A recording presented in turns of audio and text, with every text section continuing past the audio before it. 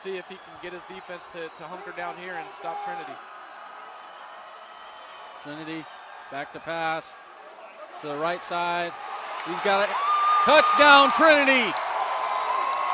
Wow. And that was a phenomenal call, and that's where we talk about the coaching staffs for both teams. That was a great call. They ran a swing. They knew Miles Jack was coming up off the edge so much. His pursuit, he over-pursued it, threw the swing, got lineman out on a DB, and that's a mismatch blocking right there. Swing pass to the right side on the touchdown, number 33, Kenneth Gonzales. And that's the weapon they want outside of those tackles. He's got the quicks, and he did a great job of setting up his block. You know, it looked at one point like the DB had him, and he jabbed outside, put the DB outside, and allowed his lineman to get to the block and block him inside out. Kenneth turned it up, and that was a great play call, and not only a great play call, but great execution by the Trinity offense right there. Going for two.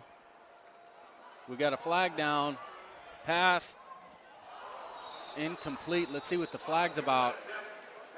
It almost looked like that play got stopped before it got started right there. And it's against Trinity, so Bellevue is going to decline this. And right now our score is Bellevue 14, Trinity 9.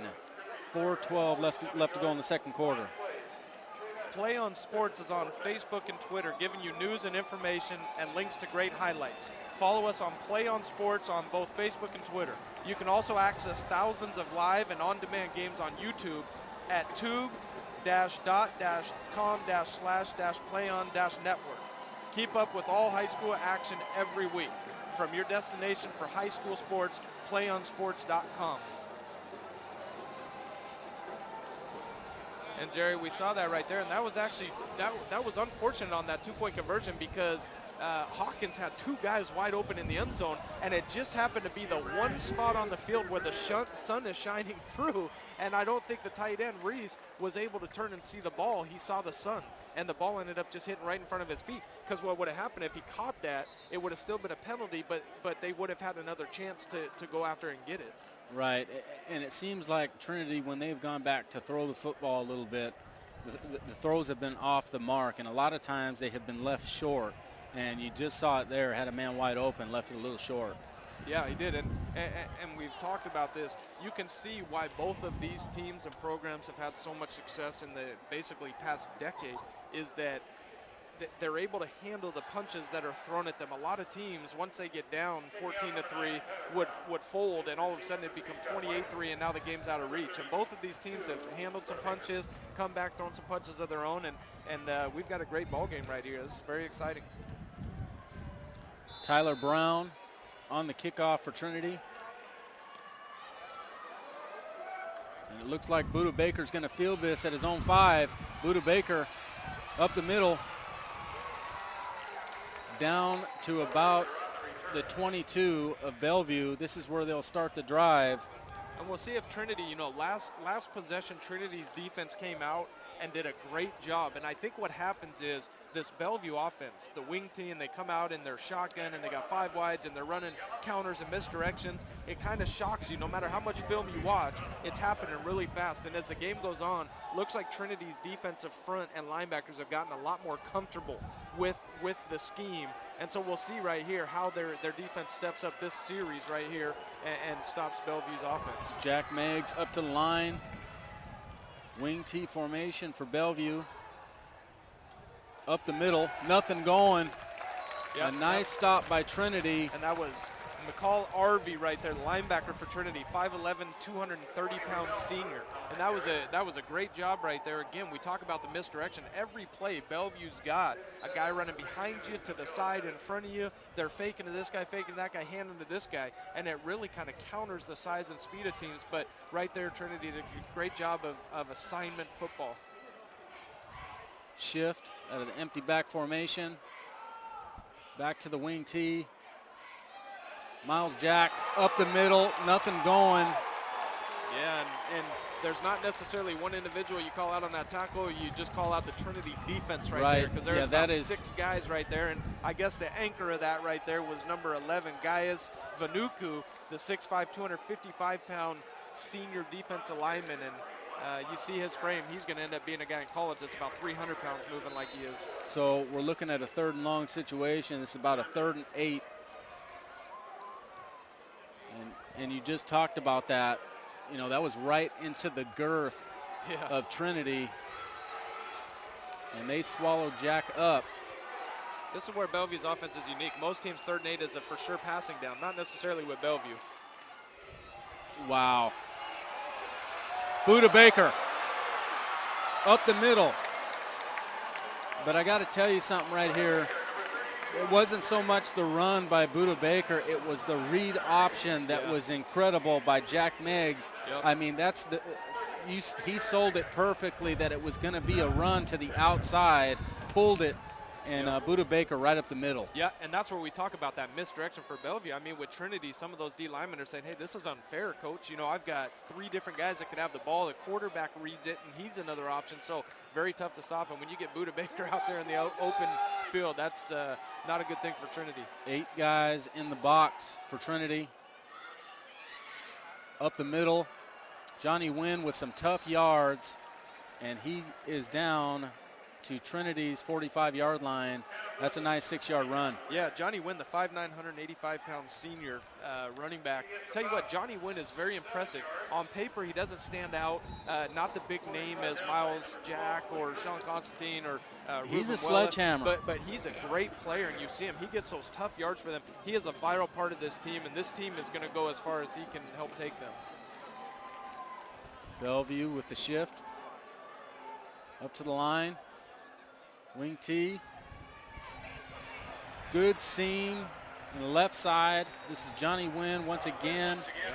This looks like about a 10-yard carry and down to Trinity's 35-yard line. The Trinity defenders right there. I mean, you saw John Satani right there, and you saw Bear Miller. They ran right by Johnny Wynn because in this offense, they got a guy that they're assigned to. So they're running by. It just looks so strange to see a ball carrier run right by guys that don't even make a move on them, but that's not their assignment. And that's what this Bellevue offense does to you. Jack Meigs brings the offense up, 1st down. This is Miles Jack to the right side, looking for a seam. Takes a nice hit. And that right there is big number 92, Cody Mayfield, the 6'3", 230-pound senior. And again, you see with this Trinity team, they're not just big, they're athletic. I mean, a lot of times in high school, you see a guy who's 6'5", 275, and he just kind of covers space. I mean, that's all. But these guys can move. A large Polynesian bloodline for Trinity. You know, I'm familiar with the Tanoa Bowl and everything here in Tacoma. There's a big Polynesian following down here, too. Some big boys. Buda Baker, left side, tries to cut it up. Unable to get anything. No, that was a great job right there by Carrington McAllister, 6 foot, 188-pound senior DB right there. He held his ground right there, and you see that with Buda. That's the one thing. Buda has that speed. He wants to get outside and turn that corner. When the Trinity defense right there, like McAllister did, hold their ground and force him inside where that pursuit's coming, you're going to counter that speed. So 3rd and long, 3rd and about 8, it looks like, for Bellevue. You know what? This is a lot of times in these 3rd and critical situations, dating back to last year, Tyler Hasty would be taking the football. They put the ball in his hands and ask him to make something happen. And Tyler Hasty, son of the infamous James Hasty, Tyler ended up signing with Oregon State as a DB going down there. PlayOnSports.com is not only your destination for Friday night football action, and actually in this case Thursday night action, but it's also the place for the most comprehensive coverage of high school playoff and championship events in all sports from across the country. PlayOnSports.com. High school sports lives here.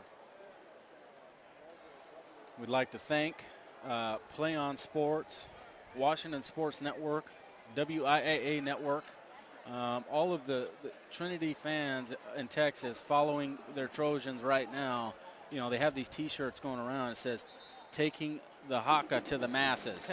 And you see a bunch of those around here. We saw the Haka, and really Trinity has made that thing famous, that warrior dance. And we'd also like to thank Bellevue Boosters for making this live stream available to the Texas Trinity fans. Absolutely. Here we go, a big down right here. 3rd and 7 for Bellevue right here. They're getting close to field goal range, but not quite in it, so they need to get a first down. Jack Meigs back to pass, and there's a mistake. False start. You know, and Jerry, this is what we talked about right here. Offensively, it's hard enough to go forward against a good defense. You can't go backwards. And both teams have had some penalties early in this half. And at halftime, that's going to be who can make those adjustments. Both staffs are going to go into their guys and say, hey, we cannot keep shooting ourselves in the foot if we want to win this game. Especially for Bellevue, who's traditionally isn't very much of a passing team. I expect, with 22 seconds left to go to the half, Jack Meigs back to pass. Completion, first down, out of bounds. And that was a great throw, and that was to Scott Whitting. And Scott ran a great route right there. He was into the boundary. He ran what we call a rollaway. He went up to 12 yards. He just had to get past the yard marker right there. Went to about 13, 14 yards, rolled it into the boundary. That was a great throw by Meigs right there. And Bellevue, it's not their comfort zone to be in that long situation right there, but great job of converting there. Nice play, nice pass, nice catch up to Trinity's 22-yard line. 17 seconds left to go until halftime.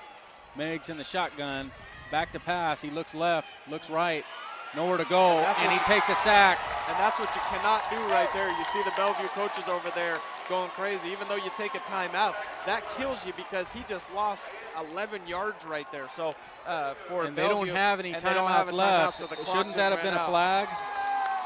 It doesn't matter. Yep. We go into halftime and we have a game, folks. Here in Seattle, Washington, Bellevue leads 14-10 over the Trinity Trojans out of Texas. Yep, and both teams, I think, going to halftime with things to correct. I think both teams are pretty happy with the result here. It's 14-9, so Trinity only one touchdown away from taking this lead. I'll tell you what, folks, we have an exciting second half in store for you. Don't go anywhere. Two heavyweights. Who will be the king of the rings? We'll be right back in just a little while.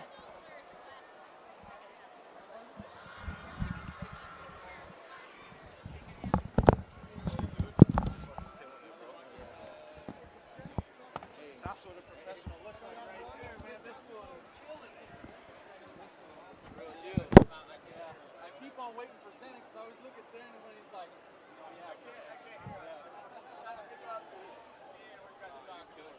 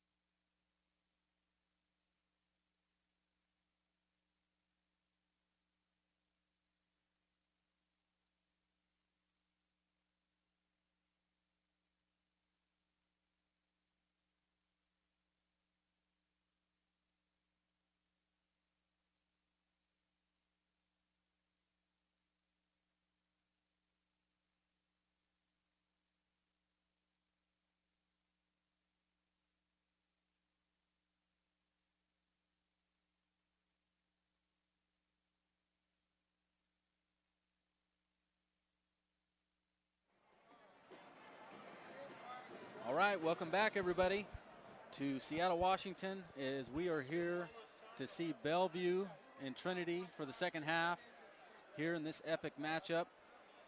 As we talked about before, 13 state championship rings on the field between the two programs. I'm Jerry Mercado. Alongside me, Taylor Barton. And we have seen a dandy so far, Taylor. You know, Bellevue got off to a bit of a quick start. Trinity was able to battle their way back, 14-9 here as we get ready to start the third quarter here pretty soon. I just want to welcome everybody out there from Texas. We appreciate you tuning in. Obviously, you see that we're in the stands with the fans here. This was kind of a last-minute production. All of our production crew, we were in the stadium seats here, Taylor. Talk about what you've seen. I mean, seen two fantastic high school football teams playing. You know, it's a really cool thing, too, to see different regions represented. You get one of the best teams historically from the state of Texas. You get the best team historically in the last decade from the state of Washington and the Northwest region. So you get both of these teams, you put them face to face, and you see Division I talent across the board. I mean, this is a game where everything you want in high school football you see the fan base. I mean, look how many people have traveled from Texas to come out here. You see the Bellevue support is incredible. You got two of the best coaching staffs in the country. You got Division I talent across the board. You got role players who are stepping in. You got inexperienced guys. We haven't even really mentioned that for all these big-time guys that are coming back, there's a host of guys that are getting their first start tonight. Mm-hmm. And for those guys to have your first start against a top 25 team in the country is just incredible. And I think early on, that would be the one thing I would say. We've seen we've seen flags on both sides that have really hurt both teams at one point or another. And I think as nerves settle in, the first game of the year, you're going to get that no matter what. And especially a high-profile game like this. So the coaches are in there calming the guys down saying, hey, this game is going to come down to one stupid penalty here or there. And if we can lock it down and not hurt ourselves, shoot ourselves in the foot, we can walk away with this win right here. And we'll see who comes out and heeds that advice. And you talked about penalties. We've definitely seen a few of those. This game has been titled Lightning and Thunder, and I think that's a proper title. We've seen the lightning strike with Bellevue and with the long runs and whatnot, and then the power, the thunder from Trinity, these shorter drives, able to get points. You talk about the magnitude of this game. Mason Kelly from ESPN said that this is the biggest game for Bellevue since De La Salle got their streak snapped a few years back, and I happen to agree. Yep. Trinity, coming from Texas, the state titles 05, 07, 09, I mean, that's just incredible in Texas state football. Because Texas high school football is what you compare yourself to when you want to be that big time. Yep. And so for a team to come and win 3 state titles within the last 10 years out of there, and then you got a Bellevue team who out of the last 11 years has won 9 state titles. I mean, you put that together. Most schools don't have a state title in the history of their school. So you put these two programs together, and you mentioned Mason Kelly with ESPN. You got Brandon Huffman, Jake Wortham with Scout.com. You got Dave Softy Mulder with KJR. You got Hugh Millen down here. So you've got an unbelievable cast of media and social media types and all that out here. So not to include the infamous Jerry Mercado right here. I don't know if you guys know what a celebrity looks like, but this is it right here in Eastern Washington, baby. So this is a lot of fun. We appreciate you guys tuning in, and hopefully you guys are enjoying the game like we are. Hey, Taylor Barton doing a tremendous job. Color. Usually I do the color, but my partner ain't here right now, so I have to do the play-by-play. So stay patient with us there in Texas. We're going to try to pronounce the names right for you. We have a bunch of wind coming in, so let's get back to the game here. Now, I do have one question. Now, as hard as these names are to pronounce with a Texas accent, I'd like to hear them pronouncing these names with a Texas accent. That's right. Zenon Thornton on the camera. Yeah, doing a great job right here. Everybody, I mean, you guys are seeing, we're in the stands here. This is old school right here. I mean, this is not that high-tech, all that stuff up in the press box. I mean, we're here, and he's doing a great job with the camera. Now, Harry Carey would be warm.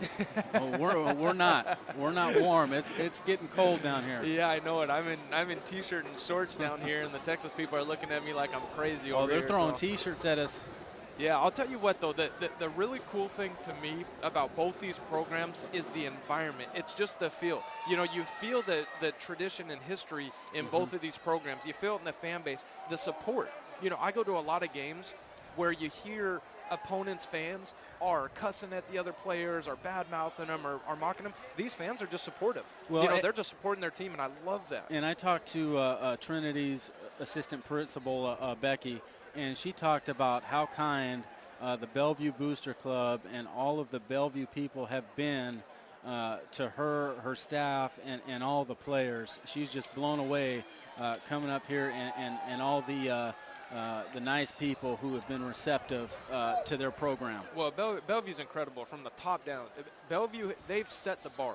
You know, in this region, they have set the bar. If you want to see how an administration runs things, you go to Bellevue. You want to see how a coaching staff runs things, you go to Bellevue. You want to see the players, how they react and respond and do things, you go to Bellevue. And that's the neat thing is Trinity is the equivalent of that in Texas. So you get both of these programs together, and what you're seeing is special. And this is history out here tonight. And one of these teams, unfortunately, this is one of those games where one team has to lose. You know, you'd love to see it where it was a tie and both teams walk away, but one of these teams has to lose tonight. But I really see it as one team is just walking away the winner. There's not necessarily a team that's going to walk away the loser. And like I said, there's a stat out there that no Texas team has traveled outside of the state and lost. Right now, Trinity is trailing by 5 points as we start the second half. Yeah, and Bellevue's getting the ball right here, so this is going to be interesting to see the adjustments. At halftime, adjustments are always made. Buda Baker's getting this kick right here, so let's see if he can spark something up right away. Buda Baker, nice move to the right side. Find some room. Oh, boy. That was big. Number 90. Yeah, and that's a big hit. Number 90 right there. Kennedy Nunutau, the 5'9", 213-pound junior linebacker. And I think with Buda Baker, he's a guy, he stops and goes so fast, and he wants to get outside. And I think sometimes with Buda, I mean, obviously, who am I to sit up here and tell him how to play? He's got all kinds of offers, and he's only a junior. But I would say sometimes if he just hits that hole instead of trying to look to get outside, I think that's something as the season progresses, Coach Goncharoff will get in his head on that. Jack Meigs under center. Wing T formation up the middle. Johnny Wynn. I love how hard Johnny Wynn runs. You know, you watch Johnny Wynn, and that's what I'm talking about, how I was mentioning that with Buda. Johnny Wynn, he hits the hole.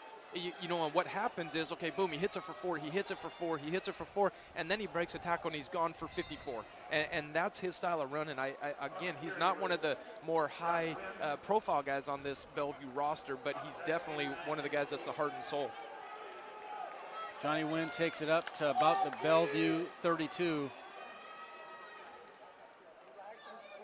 Bellevue in the wing T. Meigs up to Wynn. He fumbled.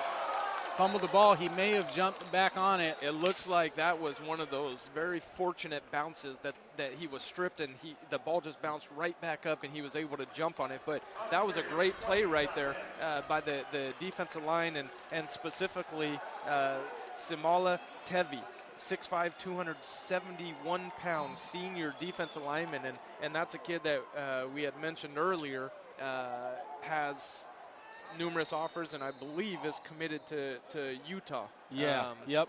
And that's a big pickup. In Utah, I was actually out there this summer and got a chance to see their campus, their facilities, visit with their coaching staff. And Utah is an absolutely beautiful campus, beautiful facilities. You know, they had the Olympics there in 02, so they got all kinds of upgrades, and they have a huge Polynesian population and a lot of Polynesian players on their roster. So it's a place where a lot of Samoans and Tongans are very comfortable going. 3rd and 5 for Bellevue. In the wing T formation. Meigs barking out the signal. Miles Jack up the middle. Miles Jack trying to turn on the burners to the sideline. Touchdown, Bellevue. And I'll tell you what, for a kid who's 6'3", 225, to run as smooth as he does like Miles Jack, that right there is why schools from all around the country have come in to recruit this kid. And fortunately for Jim Mora and company at UCLA, they got his verbal commitment.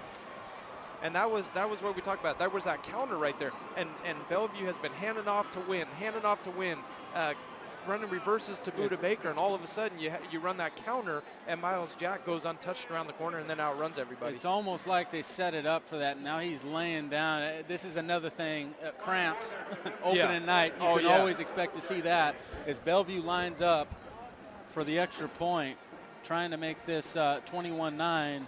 They do. So with 10-11 left to go in the third quarter, Bellevue is now up after an electric run by Miles Jack, 21-9 over Trinity. And I'll tell you what, Ryan Bordner, number 26 for Bellevue, the kicker, 6 foot, 150-pound senior, he has a boot. I mean, he just put that ball about 30 yards past the field goal right there. And that's something to mention, because if this game does come down to a field goal here and there, looks like Bellevue has the advantage with him being able to kick that distance right there. And so far, after the electrifying runs by Miles Jack and Buda Baker, the long strikes that we had talked about from Bellevue, Trinity has been able to respond by way of dinking and dunking their way down the field to try to get some points. So we'll see how they respond here. Yeah, definitely. And Bellevue, it's been a little bit more flashy. The 70-yard run, the 35-yard run. With Trinity, it hasn't been as flashy, but it's been productive when they've gone down and done it. And again, I think that's where this offense, and this is a team that's been there, done that. So they've been in situations where they've had to come back from behind or had some adversity, and they just need to play their game and not get out of their element and go down and just get yardage on first and second down and do what they do.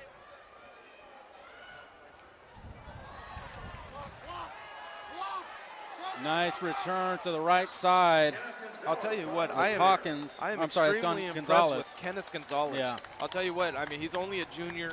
On paper, not the biggest guy, but he is really quick. He hits holes really fast, and you see him, everything he's doing, he gets north and south. Yeah, you see exactly. a lot of these guys going east, west. He just gets upfield. He's always getting positive yardage. I've been really impressed with him tonight. That's exactly what I was going to say. He attacks the yardage. You never see him going anywhere but north and south. The kid really gets up the field. Yep, and it looks like they're coming back with Hawkins right here. You got the senior leader right here. I think this is the guy they're comfortable with. He made that early interception mistake early on, but they're going to go with him and see what he can do. To right side pitch, option play. Oh, wow. Big hit. Not much going there. And that was Ramel Newton right there, 5'9", 203 pounds. And that's what we talk about. I mean, when you got a running back 5'9", that's not real tall, but 200 pounds. That's a thick running back. He's got a real thick base right there, lowers his shoulder and gets a couple yards. And I like that call, though, with Trinity. They're not coming out trying to force something and get outside of their comfort zone right here. Get positive yards. Put yourself in a third and manageable position. So now we got about a 2nd and 8. Play action. Steps up into the pocket. Oh, and he Hawkins runs into his own lineman right there. Yeah, Hawkins tried to make something happen, ran into one of his big guys. Them guys aren't going to be able to get out of the way very quick. Brick wall falls, on his back. Well, that's one of it's kind of a double-edged sword to have such big linemen that give you such a great pocket. Okay, you got some time, but now if you try and run through that line, you're going to bounce like a pinball off of them. Lanes aren't going to open up very much. So now he actually gained a couple of yards. So now we're looking at about a 3rd and 6. Yep, and this is a position, I mean, you could see a draw or a counter coming here, so it's not necessarily a must-pass situation right here. Shotgun formation. Hawkins, play action to the left side. What a catch. First down. And that, Jerry, right there, I mean, that was a great throw by Hawkins, but right there, that was number 22, Homer Babcock on the catch, 5'9", 181-pound junior. And that was a great catch. It's easy when the ball is placed in front of you to catch and turn. He was running full speed one way and had to swivel his hips 180 degrees to reach back and catch that while guys are chasing him. That was a great catch. And, that really seems to be their bread and butter. When they need to make something happen, they've gone to these swing routes to these backs, and they have really made something happen, moving the chains once again up to the 44-yard line. Handoff up the middle to the right side. Hawkins. Oh, I'm sorry. And that was right there. Newton. Yeah, and you see right there, that was Ramel Newton. And again, when he gets on the second level, when you have a 200-pound, 240-pound running backs in the backfield for him, when they're coming downhill on Buda Baker, Ruben Well, and Michael Carlson, that's a mismatch right there. Once they get on that second level, and that right there, you mentioned it, Jerry, on the play action, that's why that is so successful, is because when you're able to run the ball like they are with those big hogs up front and get 5 yards, 10 yards, 12 yards on a run, and keep doing that, the defense has to start putting 8 guys in the box, and that's where the play action opens up. And then you just see Newton churn the feet up the middle. And I think Gonzales.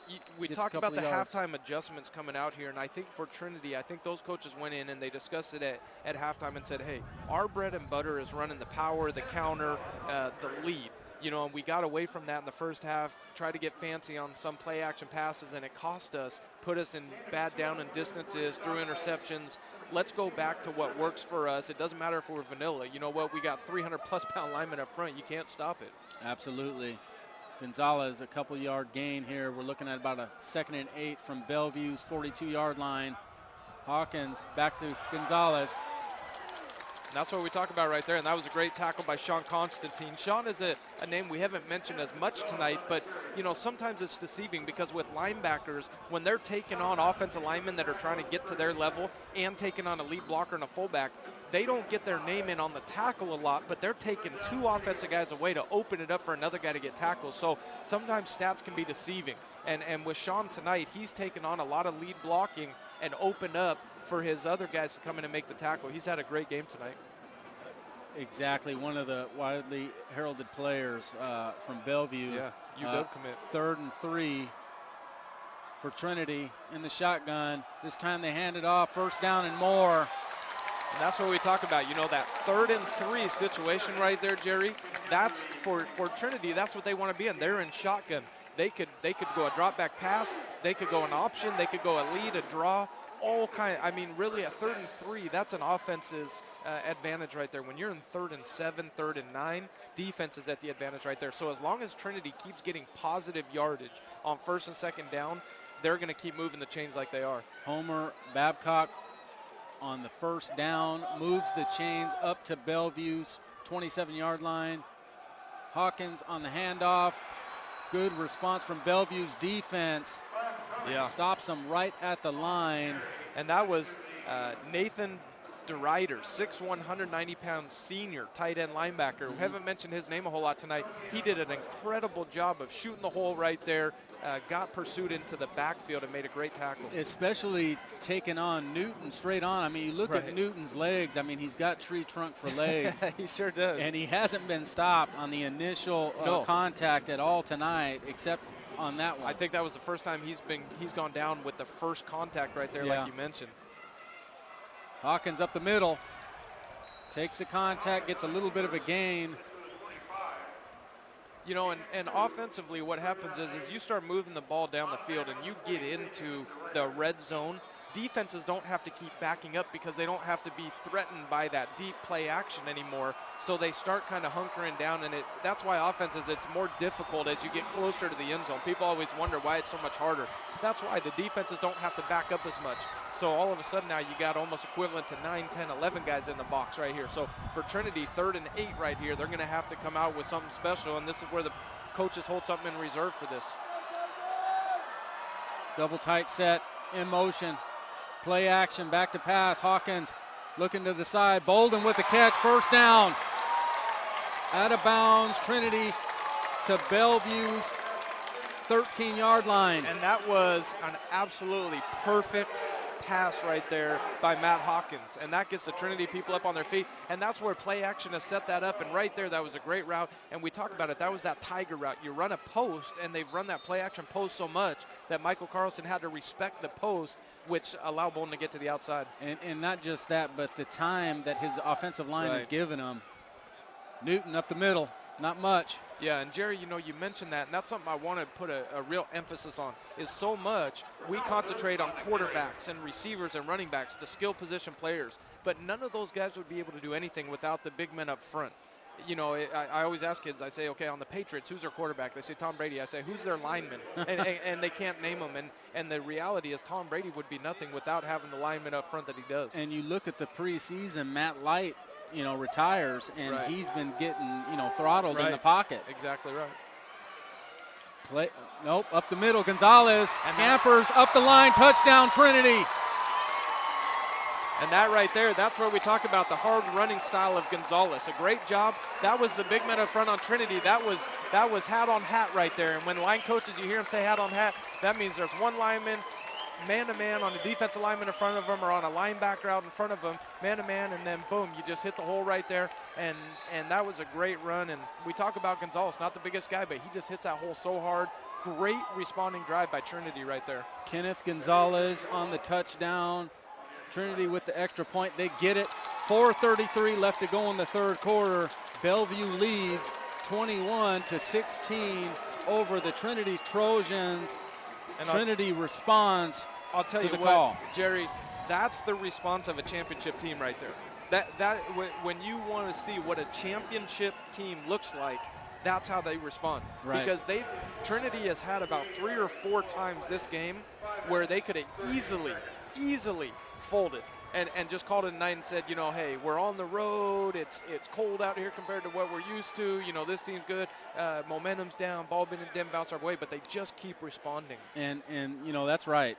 You talk about a team that was, you know, was disappointed last year, a 12-1 overall record, eliminated in the Texas 5A D1 third round. This is a team that has state title aspirations every single year, not just state title, but national title, yep. You know, dating back to last year. So they're back here for redemption right now. Yep, both these teams. I mean, this is a statement game. I mean, this is, you know, this game is the most equivalent I've ever seen a high school game to college, where that one loss could mean the end of your national championship aspirations. Right. You know, in high school, a lot of Skyline a couple years ago, I remember last year, they ended up starting out 1-2 or 1-3 and go on and win a state championship. Well, with these teams, if they lose this game, it's going to be hard, almost impossible to come win a national championship. Sorry, Taylor. New kicker, number 48, Jose Martinez, up to Buddha Baker. Shimmy shake, up the middle. Baker breaking tackles, stays up. Wow. Incredible run by Buddha Baker. Yeah, he's just, I'll tell you what, he's as electric as a player as you'll see at the high school level. I mean, every time he touches the ball, even the Trinity fans who are right in front of us, they just gasp for air. I mean, it's everyone collectively holds their breath because you just don't know what he's going to do, and that's a perfect example right there. I mean, he looked like he was tackled about 5 different occasions, and he was one arm tackle away from breaking that thing. So Bellevue starts their drive on their own 38-yard line. Shift in. Handoff up the middle. It looks like Johnny Wynn trucking people over. Nice run by Wynn. He's going to be close to the first down here. Yeah, Wynn on a great run. And again, we talk about the lineman up front, Darian Freeman right there, the 5'11", 290-pound senior. I mean, he was 10 yards down where Wynn ended up being tackled. And you watch these Bellevue linemen, they do a great job. They've got a great offensive line coach, and they do a great job of keeping their pad level low. And that's the only way you can counter the mismatch of the size, is being under the defensive lineman and pushing them. Jack Meggs leads his team up to the line. Handoff up the middle. Once again, this is Wynn, and he's going to move the chains here on a 2nd and short across the 50-yard line into Trinity territory up to Trinity's 47-yard line. Oh, I'm sorry, make that 48. And Jerry, what I want everyone at home to watch this. Watch Bellevue as they break the huddle. It makes it so hard for Trinity's defense as the Bellevue linemen, or the Bellevue, they don't line up right in what they're going to go. Watch as they move guys here, and it makes it so tough for a defense because you're trying to just get your alignment set, and they're snapping the ball. Now on this play, obviously when I say it, they come out and stay right where they're at. But on the next play, I'm sure they'll be moving. Up the middle, that's number 5, Dakota Jones, 5'10", 165-pound senior. And this is the first time tonight you look at Darian Freeman, he looks like he's cramping up a little bit. Yeah. And we're going to start seeing this as these guys are going hard and their adrenaline's flowing. They're going to start cramping up, and we're going to see who has the endurance to go the rest of this game. And how about the responsibility of Darian Freeman and Nick Santa having to take on this defensive line right here. Yep, and vice versa, the offensive line when they're on defense. Right. I mean, both these guys are playing a heck of a game. Meggs. Hand off up the middle. This looks like Wynn again, and he turns the legs, taking on tackles. I mean, he doesn't look fast, no. But he is really going. Well, I'll tell you, up the field and getting yards, breaking tackles. He's a good runner. There's guys that are on paper All-Americans, and there's guys that are just players. Drew Brees in the NFL on paper, I mean, he's not even 6 feet tall. He throws the ball about 60 yards, runs a 4.840, but he set an NFL single-season passing record. So you see Wynn on paper, he's not Buddha Baker or Miles Jack, but in this game. so low incredible. to the ground and tough to bring down. Yep. Wing T, win again up the middle.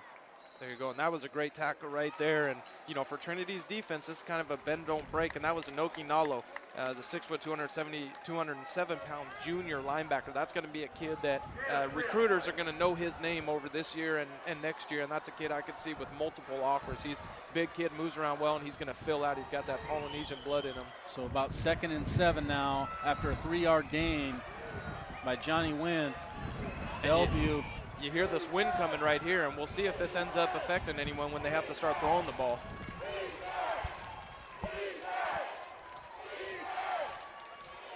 There it is.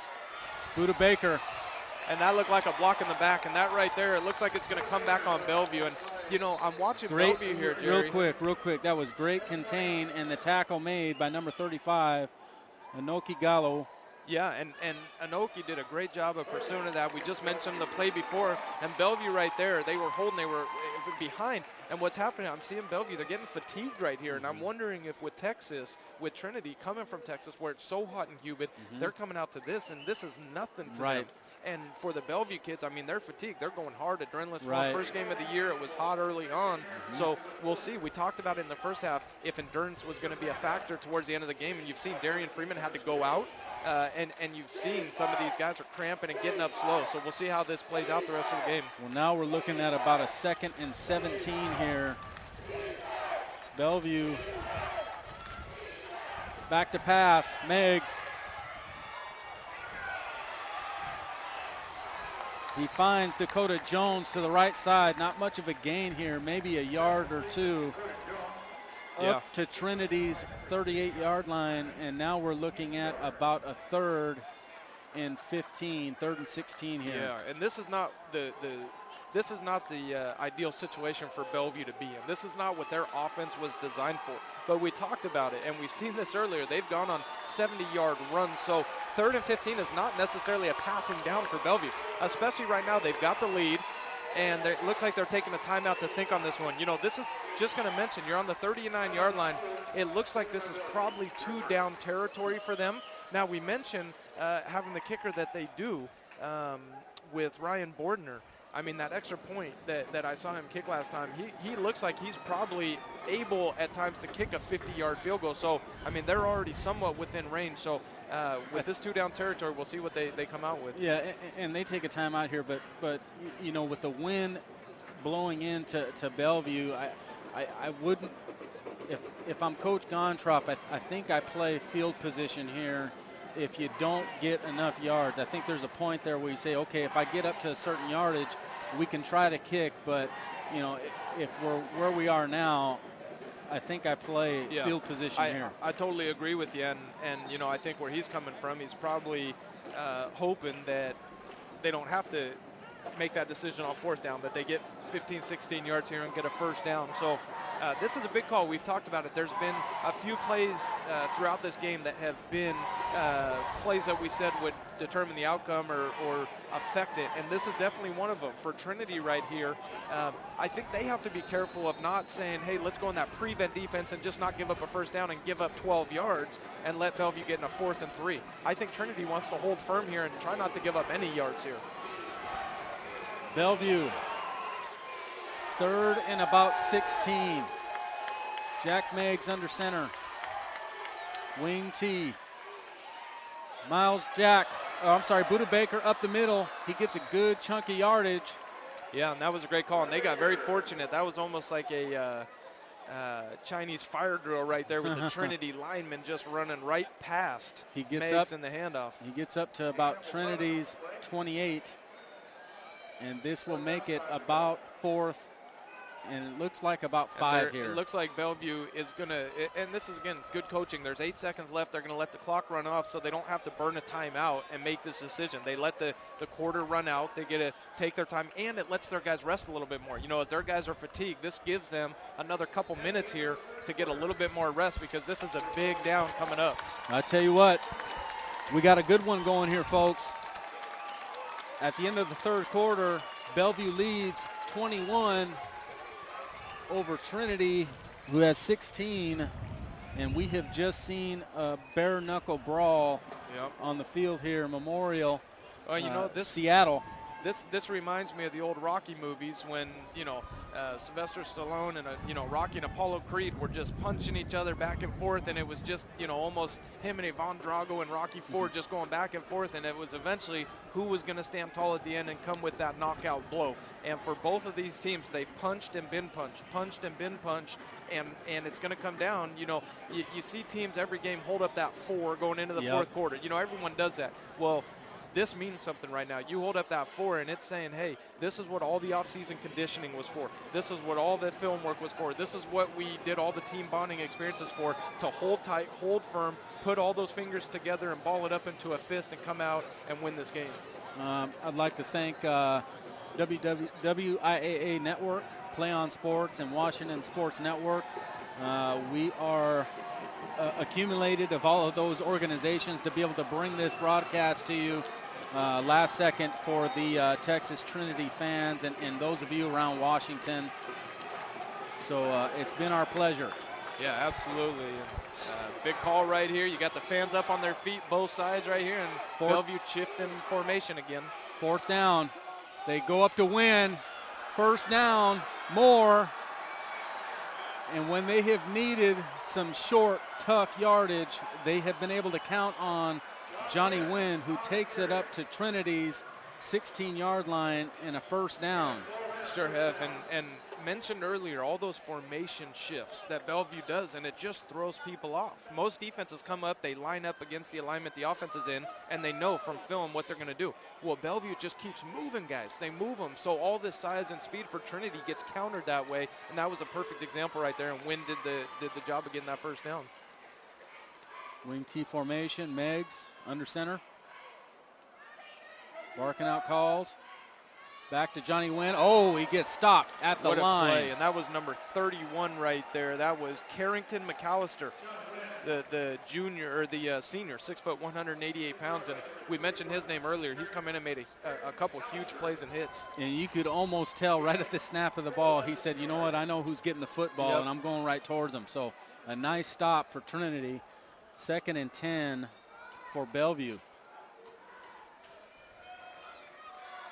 And we'll see right here, again, you see Bellevue's linemen getting very fatigued right here. So see if the size from Trinity eventually wears them down here. Meggs around.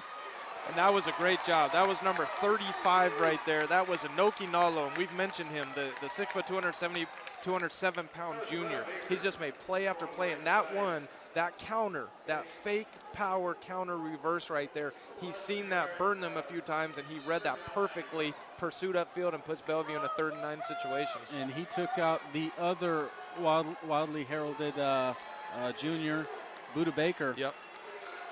For Bellevue right here, interesting, if they end up kicking a field goal, they go up 8 points, which is still 1 possession a lot of times too. So Bellevue got to be smart here. Don't throw an interception. Try and reach out and fumble, trying to get extra yards here. Up the middle, Wynn, not much. He will not get enough for a 1st down, but I tell you what, Bellevue has the win behind them. Yeah, it looks like they got their kicking crew coming out, and they're gonna go for this kick right here. And mentioned earlier, they're up 5 points here. So if they get this, it puts it at 8, which is still theoretically 1 possession, but it is really hard to get a 2-point conversion. So it almost makes it a 2-possession game. Right. So they're going to have to make it first. This will be about a 29-yarder. And now the wind, just as he's going to kick this, the wind starts blowing into his face right here. So he's going to have to put about 10 extra yards. Up, and this is good. Wow. So Bellevue, 9:16 left to go in the 4th quarter. They are leading by 8. 24-16 over Trinity. And you talk about 23. championship teams, and championship teams are well-rounded. Great teams or really good teams might have a fantastic offense or defense. The great special championship teams are well-rounded, and that means offense, defense, and special teams. And we've seen special teams with Bellevue tonight, kickoff returns. We've seen them on punts. We've seen them now on a field goal. I mean, in high school, I don't have stats in front of me, but the percentage of making a 30-plus yard field goal in high school are not very good. And the guys that do it end up signing scholarships. You know, you got a great one in the state this year in Cameron Van Winkle. So with Bellevue right there, showing how well-rounded they are with offense, defense, special teams. And for Trinity now, we talk about special teams. Let's see how they do on this kick return right here. And you got our main guy back there. You got Kenneth Gonzales, who's had a heck of a game back there returning. So let's see if Bellevue ends up kicking to him or kicks to Brian Patorny, the 6', 171-pound senior on the other side. The senior, Cutler Halverson, to kick off for Bellevue. And that's when you know you're loaded, is when you have a separate field goal kicker and guy doing the kickoffs, and that's what Bellevue has. And they go right to Gonzales, and to the right side, he gets a little bit of room and goes out of bounds to about the... And that was a great job by Ruben Muella of keeping contain over there. Looks like we got a guy injured, and looks like it might be a cramp. First time we've seen a Texas guy with a cramp right here. That's going to happen on opening night. I expect to see more of those actually tomorrow when we do our broadcast on the live stream for Washington Sports Network. Our first game opening Friday Night Lights, Hanford versus Chiawana at Fran Rich Stadium. You can join us at 6:30 for our pregame, and then on Saturday we will be at Lamson Field. Pregame start at 6:30 for our game, Kamaikan versus Prosser. Yeah, and I recommend everyone get out there and see those games, and if you can't, get on the network and watch it and listen to Jerry and crew do their thing. It's been a lot of fun working with these guys tonight. Our first experience together working, and it's been a lot of fun. And I'll tell you what, there's a lot of guys that do this that just know a lot of facts, and Jerry is a guy who has a lot of the stats, but also just a lot of insight into the game. It's been a lot of fun working with him, and I've learned a lot listening to him. Hopefully you guys have as well. Thank you, Taylor, for the kind words. It's been a pleasure working with you as well. I think everyone at home is wondering, are we going to hold hands now and kiss and make out, or what's going on right here? It's getting pretty cold out here. So yeah, we might need some body heat. Yeah, with all the wind blowing, I can smell the bacon that's cooking.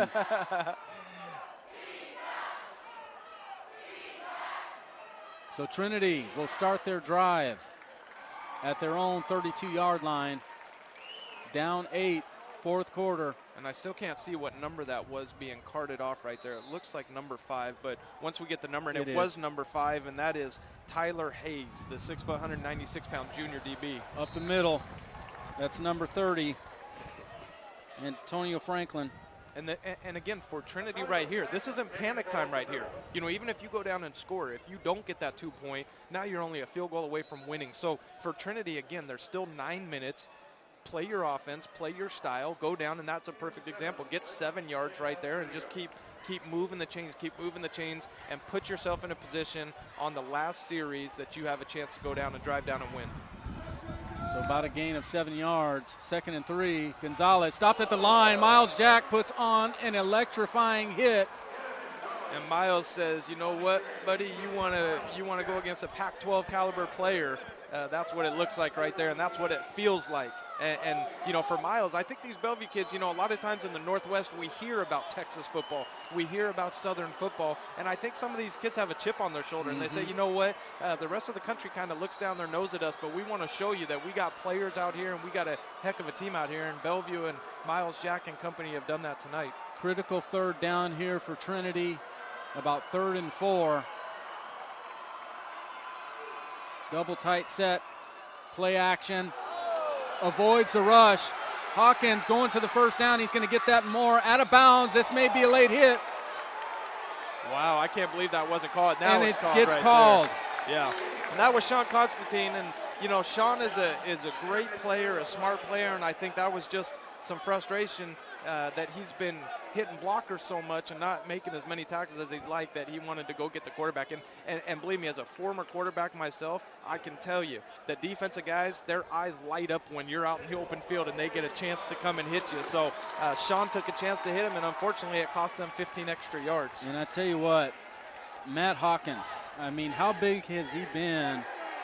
The fact that, you know, he's not going to light it up throughout the stat sheet, but he has made some critical first downs here, moving the chains up into Bellevue territory.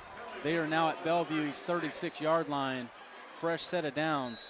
Yeah, and that was huge too, because not only do they get the yards, but they get the time, the clock stop. So it didn't hurt them. They didn't take an extra minute off the clock right there. Up the middle, Gonzales churns the feet, gets a couple. Yeah, and that's where we talk about it. You know, Gonzales just does such a great job of just going north-south, and I think that's a lesson for any running backs at home or slot backs at home watching. That's a big thing. As you get to the higher levels and you play against guys that are bigger and faster and stronger, you can't do that stuff that you did in Pop Warner where you just run in circles. It's almost like Madden football. You know, you're just going around in circles. You got to get north-south. You got to just get positive yardage and not take losses. Gets a nice, tough 5-yard gain. This little guy, Gonzales, doing a tremendous job. 2nd and 5 now. Hawkins up to the left side. Nice run. That's number 20. That's Rommel Newton. And moves the chains. And this is where eventually that size of the Trinity line, they just start wearing you down.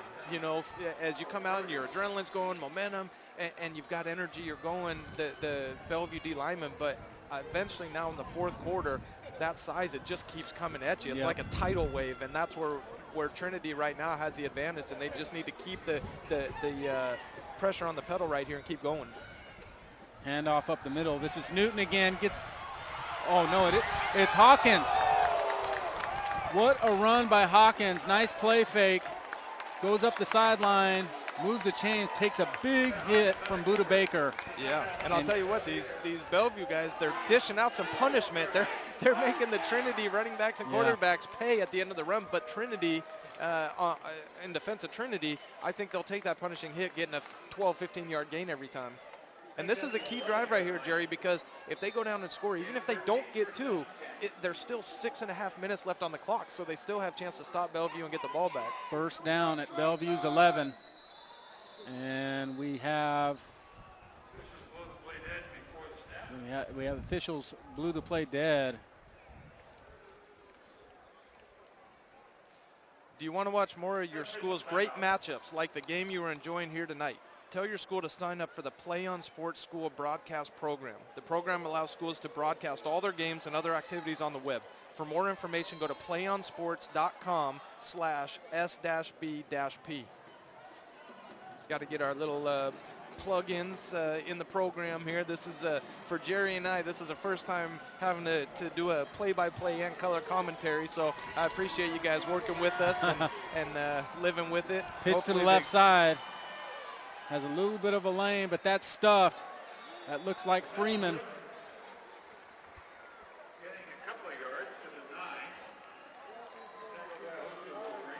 Now for Trinity, again, I mentioned this. I mean, you don't want to hurry this to not score. I mean, you got to score. If you don't score, game over. But they got to get a 2-point conversion too, and I think they got to have some urgency to score in case they don't get that 2-point conversion. That there's still time on the clock to stop Bellevue and then go drive and get in field goal position. So I think they got to have some more urgency here. That was actually Marcus Griffin on the stop for Bellevue. The junior makes a nice stop in the shotgun. Hawkins to Bolden. Bolden finds a lane.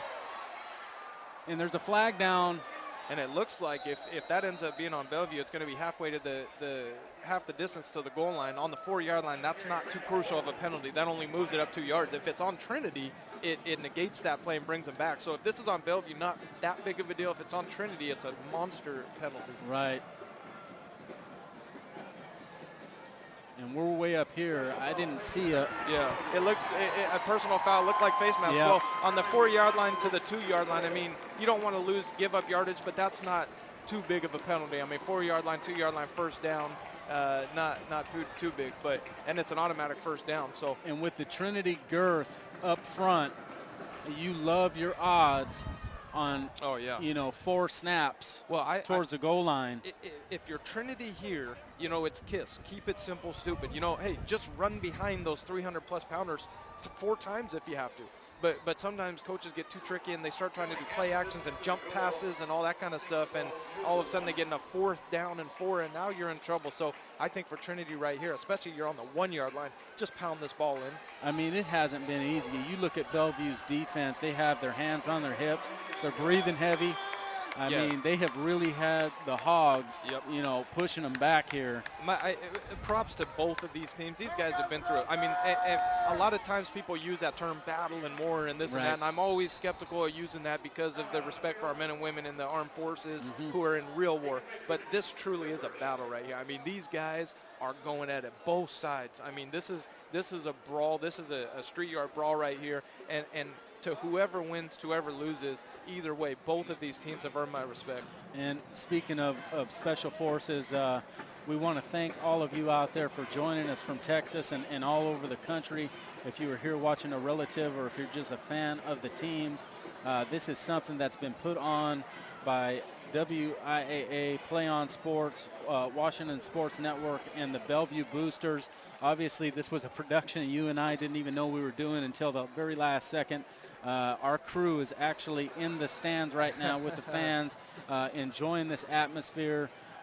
We appreciate all you from Texas that are joining us, and thank you, Bellevue Boosters, for putting this together for them. And to both teams, the staffs and the administration, props to them too for scheduling this game and following through with it. You know, a lot of teams, we mentioned it, they play cupcakes for their 3 preseason games. They're 3-0. They haven't played anyone. They go into league.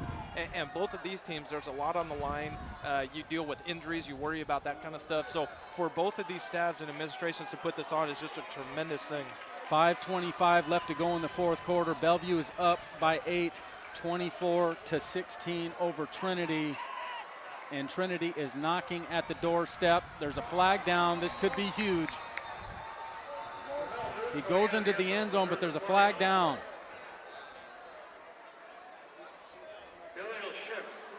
Illegal shift on Trinity, so this is going to get backed up.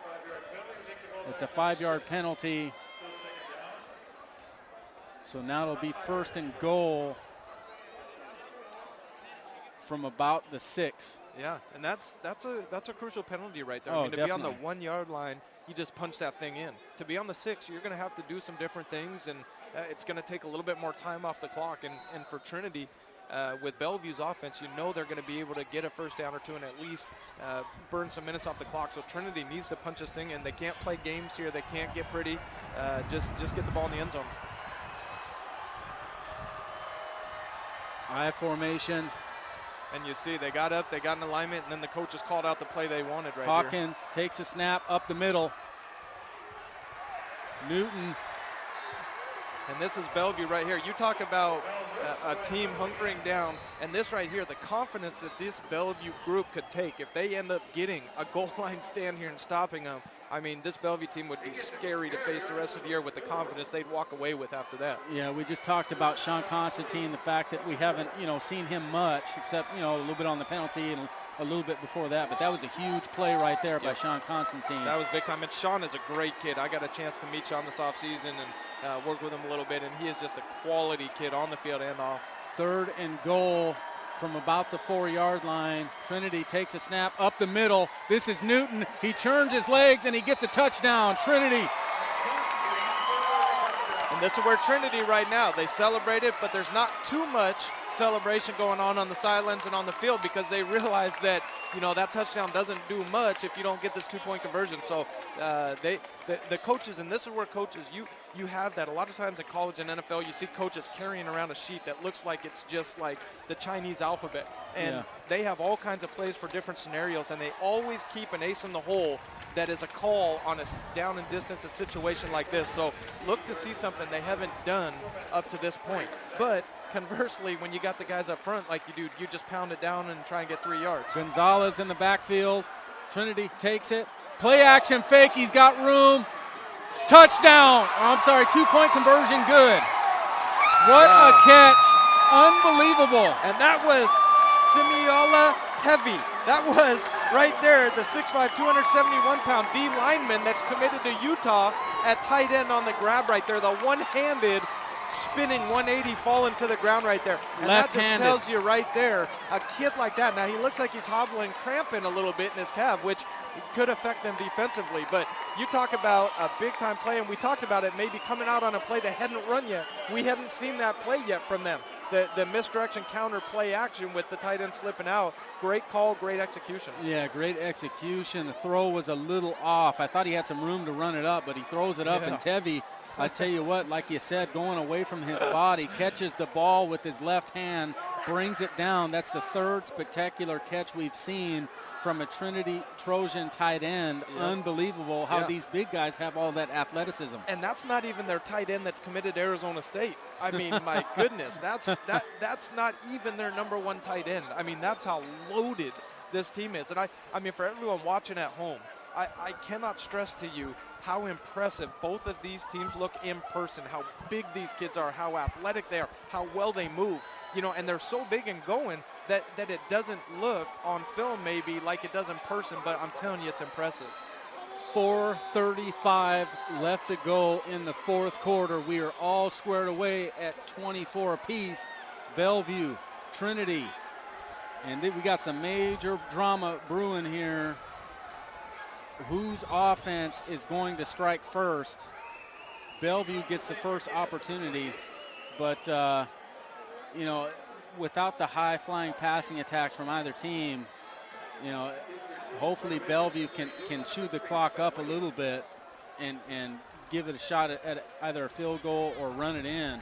Yeah. But 4:35, not a whole bunch of time for a running team. Good kick by Trinity. Buda Baker bobbles it. Finds some room up the middle. Oh, good tackle. Wow. And I'll tell you what, Jerry, I haven't been to a high school game in a long, long time that's had this just atmosphere right here. I mean, people, no one's sitting down. People are just standing up. Everyone is so excited on both sidelines. I mean, the media that's here, the parents, the fans, everybody, both teams. I mean, it's just electric in the air right now. What a great one-on-one solo tackle with Buda Baker. That was Danny Mulanga, number 19 for Trinity. And now Bellevue starts their drive at their own 21-yard line.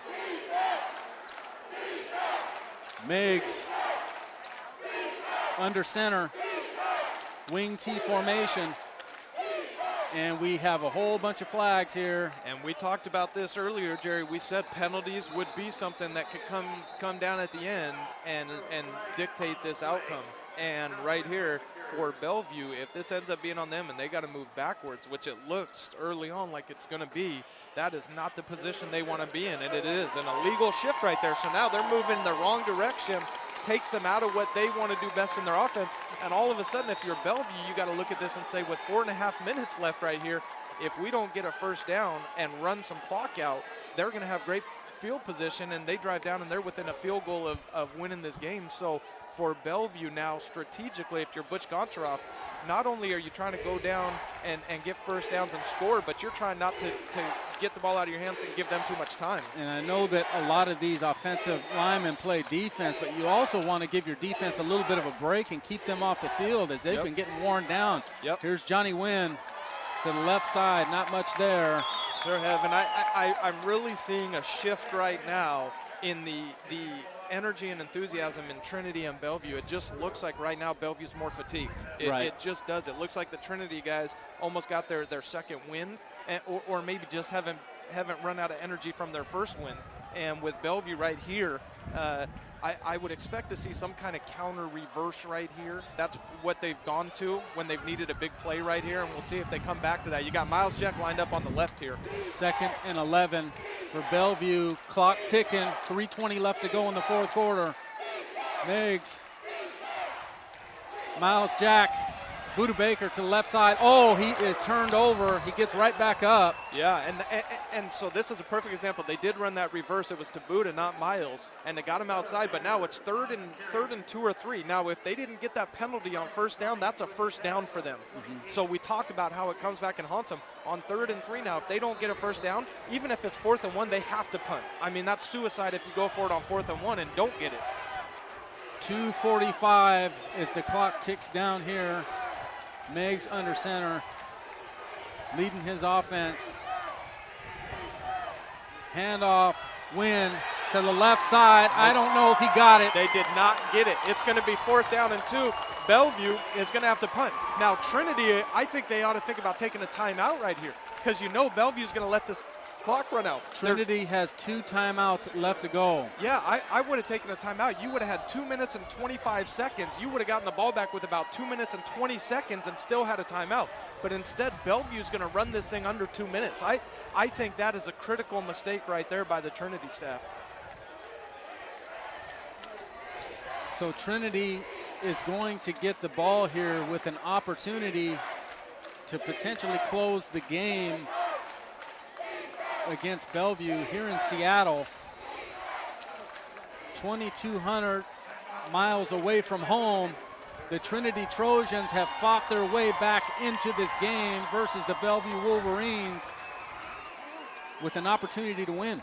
Yeah, absolutely. And we've got to get one more plug in here while we have some downtime. Play on Sports is on Facebook and Twitter, giving you news and information and links to great highlights. Follow us at Play on Sports on both Facebook and Twitter. You can also access thousands of live and on-demand games at YouTube at youtube.com/PlayOnNetwork. Keep up with all the high school action every week from your destination for high school sports, PlayOnSports.com. And while we're out here, Taylor, we might as well give away our Twitter handles. Yeah, absolutely. I am Jerry with a J, Mercado, MERCADO, WSN. And Taylor, you are? At Taylor Barton 12, TaylorBarton 12. There it is. Bellevue about to punt. Trinity don't even send back a return, man. And they get a great bounce, and they'll have the ball at their own 42-yard line. 1:42 left to go in the 4th quarter.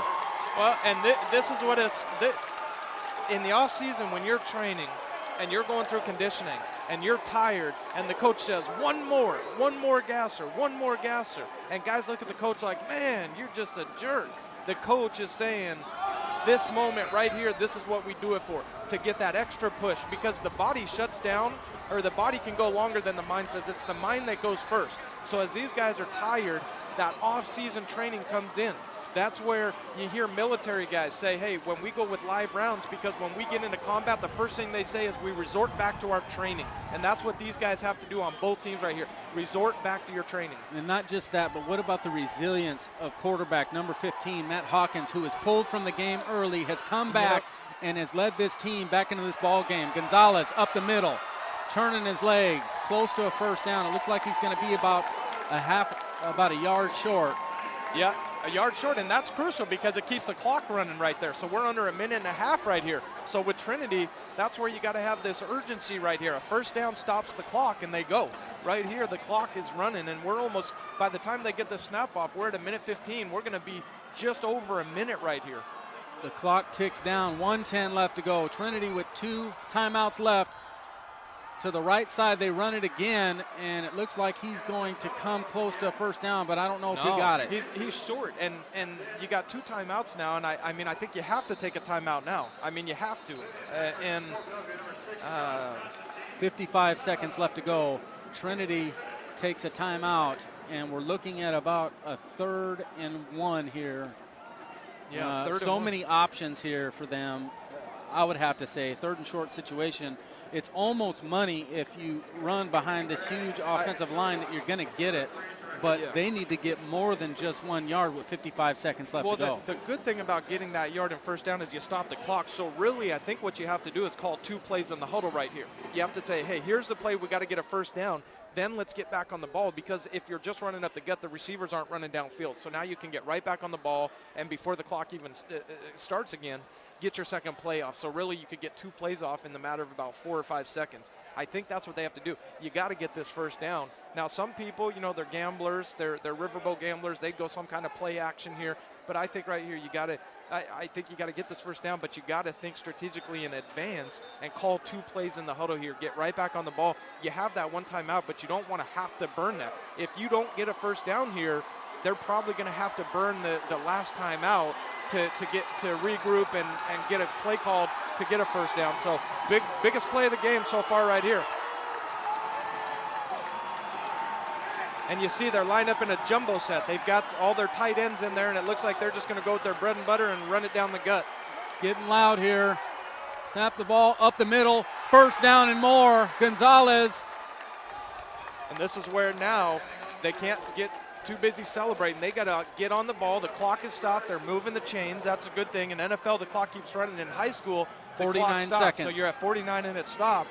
They've got all their guys lined up, and here you go. The clock starts, and at now the within Bellevue 4 seconds, 44-yard line. They get the play off. Shotgun, snap, pass completed to Bolden. He gets out of bounds. Yeah, great job. At first, Bolden caught that and started taking steps inwards. Right. And 4 yards here and getting tackled inbounds doesn't do you any good. If you get 4 or 5 yards and get out of bounds, the clock stops. If you're going to go across the middle, you've got to get chunks of yards. Now, they got a timeout, and I haven't seen their field goal kicker. I didn't get a chance to see him in warm-ups. Right now, I'm wishing I did my job a little bit better. You know what?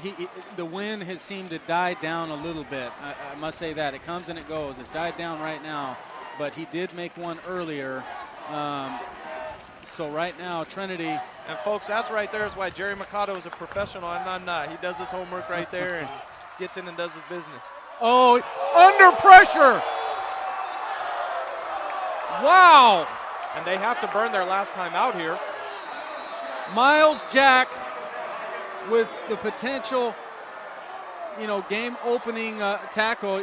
If they come out with this victory, they're going to look back at that play and say that was one of the keys to victory there. Well, and I don't understand offensively. Listen, with 11 guys on Bellevue's defense, I would leave 10 guys unblocked and put all 11 on Miles Jack before I left Miles Jack unblocked. I mean, that's just crazy. And they didn't even see him. Hawkins didn't even see him coming, and the jackhammer laid him out. Yeah, jackhammer is the perfect word to describe that. And I'll tell you what, quarterback got up slow there. Yeah. He not only did he take the hit, what people sometimes don't realize with a quarterback, it's not the initial hit that looks like it hurts the most. It's the secondary hit when you hit the ground and the back of your head hits the ground and bounces back up. That's the hit that really hurts. That's where you see a lot of the concussions. He got up pretty slow. He's coming back on the field, but now they have no timeouts. It's 3rd and long, so if they don't get a first down here, they have to rush their unit on to kick the field goal. But to kick a field goal, I mean, they're going to have to get at least 15 yards to put themselves in.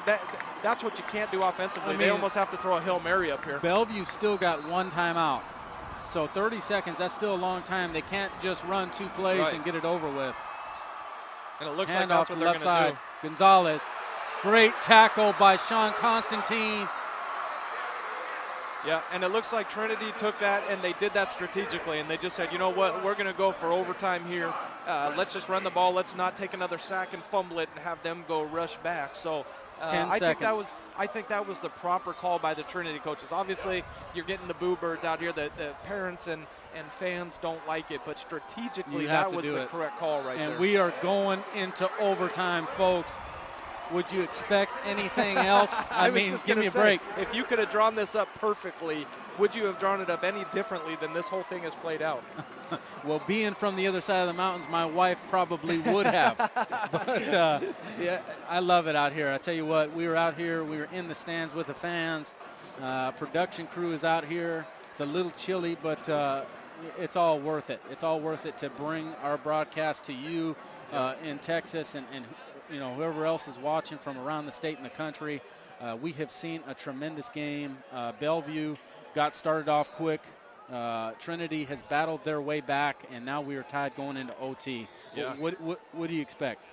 Well, both offenses are very similar here. They're not the spread, wide open passing offense right here. And actually looks like Trinity has their backup quarterback, Christian Hammock, warming up. So on that big tackle, big hit by Miles Jack, it looked like Matt Hawkins, as I said, had taken that hit but hit the back of his head as he came down. So we'll see what they end up doing here. Now, fortunately for Trinity right here, if they do have to go with Christian Hammock, who's only a junior, he came in the game earlier and got some throws in, so he got some playing time. It's a lot different as a backup quarterback when you've watched this game for 4 quarters, and now all of a sudden you're a junior and haven't played, and they say, oh, by the way, go in and beat the number 8 team in the country. So he's got some experience here, but for both teams here, Jerry, I just truly believe it's going to be who's getting positive yardage on the first and second down, because a lot of times teams will come out, try and go play action early and throw, and all of a sudden they get a sack, and now it's 2nd and 17, and then 3rd and 14, and now you're out of field goal range. So I think that's what it's going to come down to. And again, with Bellevue, with the field goal kicker that they have, who's already proven he can hit a pretty deep field goal, I would put the advantage to Bellevue right now. Yeah, the way that Trinity has been able to move the football, they say everything is bigger in Texas. Well, the offensive line, this 250-pound weight average offensive line, has been able to wear down Bellevue at times, it looks like. So in overtime, that could definitely give them an advantage. So, Jerry, actually some of the Texas fans are sitting in front of us, and they asked us a good question. They said, what are the rules for overtime? So, Jerry, if you want to explain to some of the people at home here, the high school rules out here in the state of Washington for overtime. Well, I believe we have a Kansas City tiebreaker system where we're going to be out at the 25-yard line, I believe.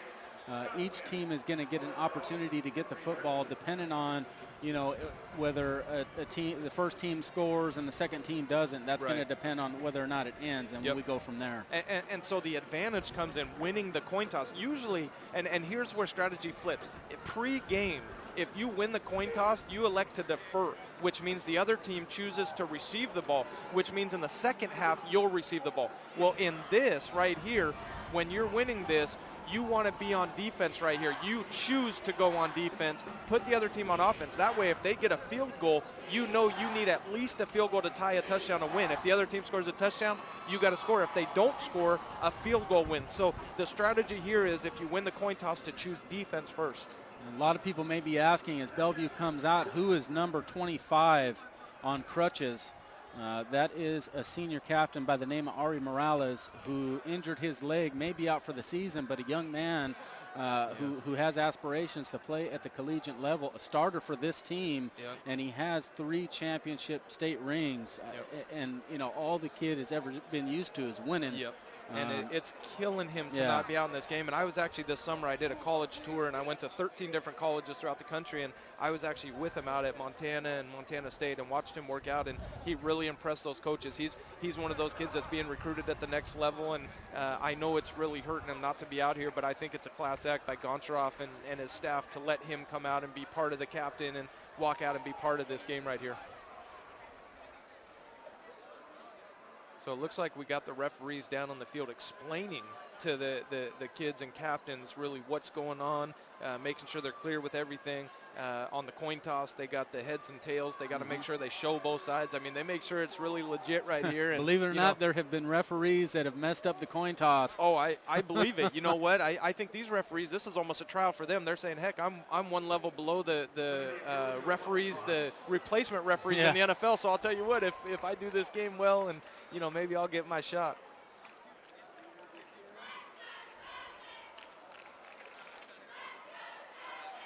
Looks like Trinity won the toss, and it looks like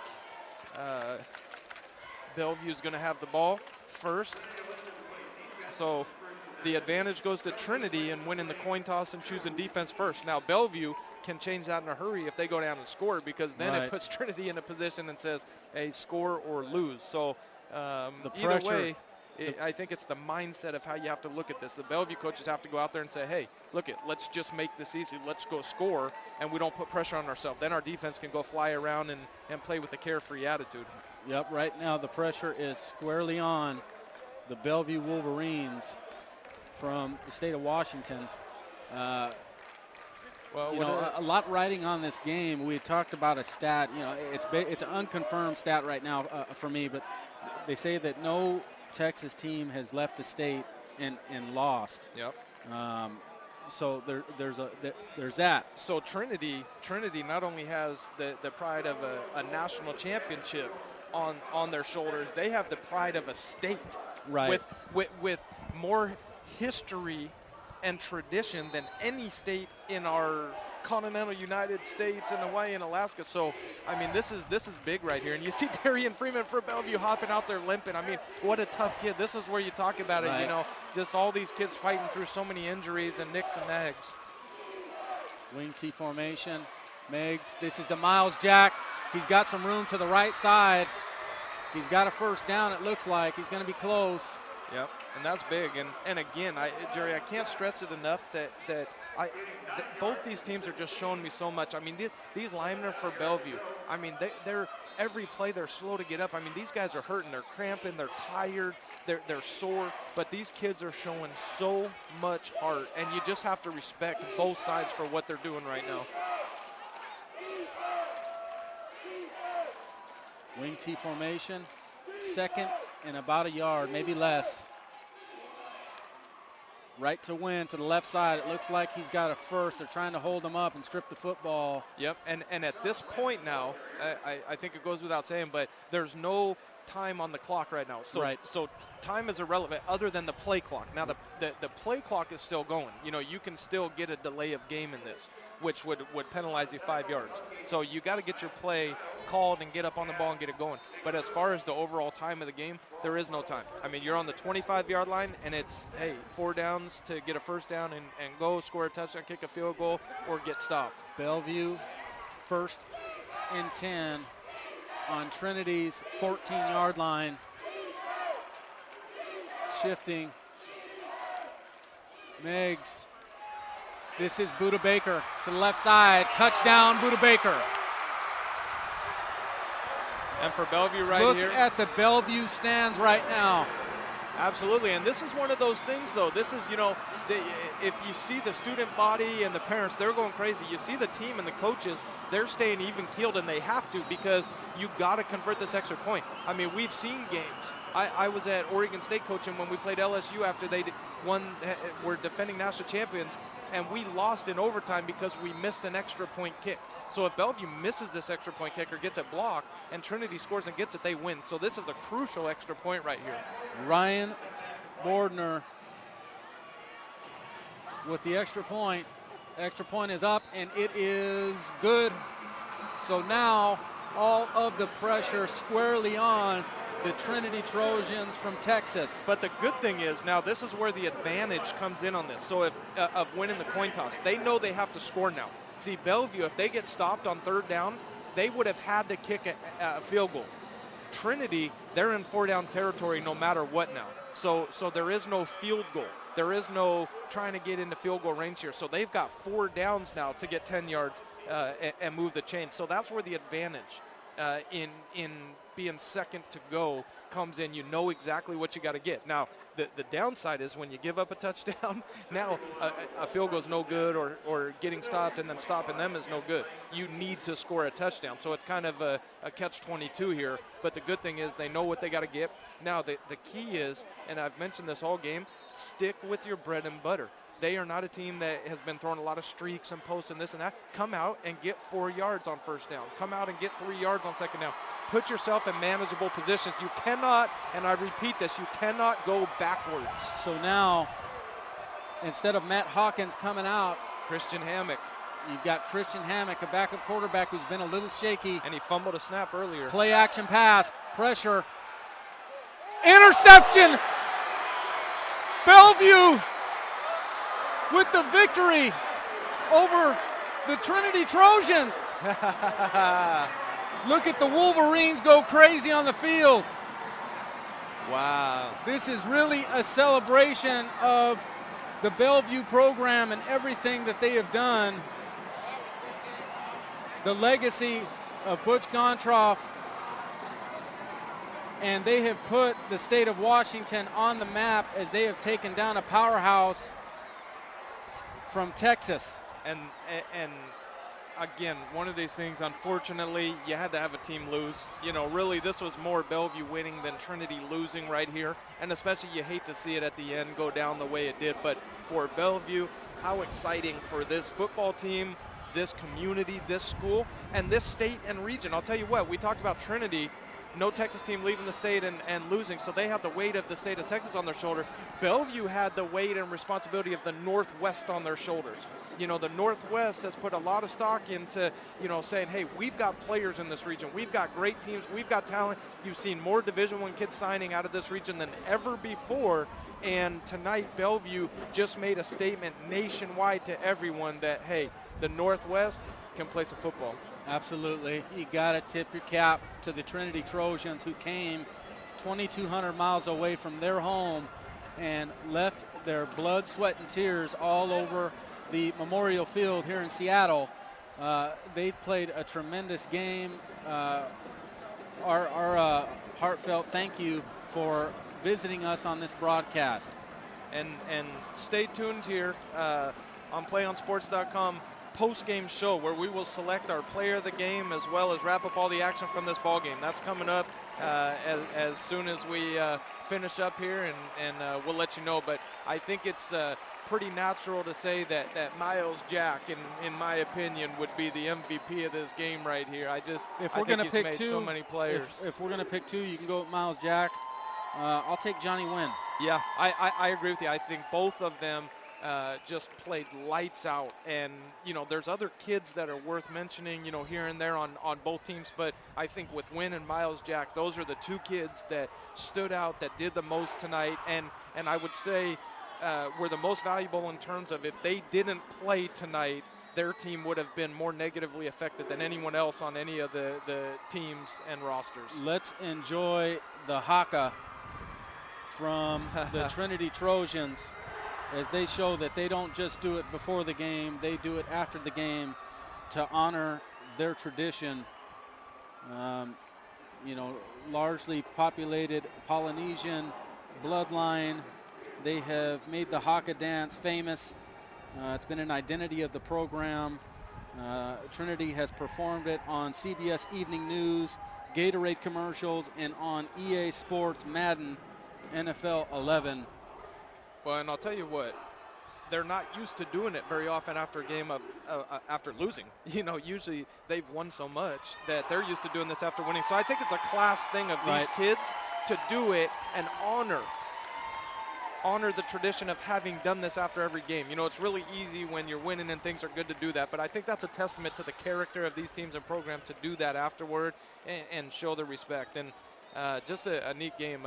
Again, for everyone watching this at home, I hope you enjoyed this as much as we did in person, because this is as good as it gets for high school football. Absolutely. You know, the problem with seeing something like this is it's never going to be any better than this, but to watch this and be in the moment of this is one for the ages. This is a historic game right here. Yeah. History has been made with the first Texas team leaving the state and losing, with Bellevue being a top 10 team in the country, both of them being top 25 teams in the country going on. And now what does this say, Jerry, in your mind for Bellevue nationally as far as going on and possibly winning a national championship? Well, I said from the very beginning, when you see all these rankings and whatnot, you know, Bellevue has been doing it for so long. You can put them there in the top 5. You can put them there number 2, number 1. You know, they've done it so long, and over the past few years especially, and even now, you know, beating a Texas powerhouse.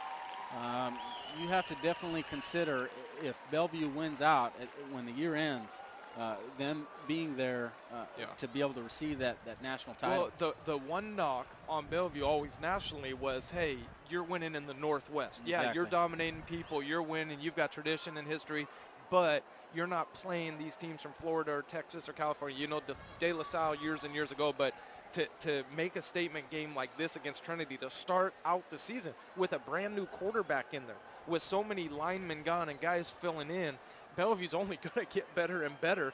You know, you lose one of your best guys in Morales. So I think what they just did was make a national statement to people that, hey, we are a legitimate contender to win a national championship. Absolutely. You know what? It's been a pleasure doing this game with you. I want to thank the Bellevue Booster Club for putting this together last second. It was our pleasure coming in here last minute. We just wanted to enjoy the game with you folks out there who've been watching. It was a thriller. I'm Jerry Mercado. Alongside me, Taylor Barton. You can follow us on Twitter. I am at Jerry Mercado, WSN. And Taylor, you are? At Taylor Barton 12. All right. So, hey, folks, join us tomorrow if you are in the region and you want to watch Hanford versus Chiawana on Washington Sports Network. And then on Saturday, we will be covering Prosser versus Kamaikan at Lamson Field, both set to kick off at 7 o'clock. So thank you once again, and take care. Good night, folks.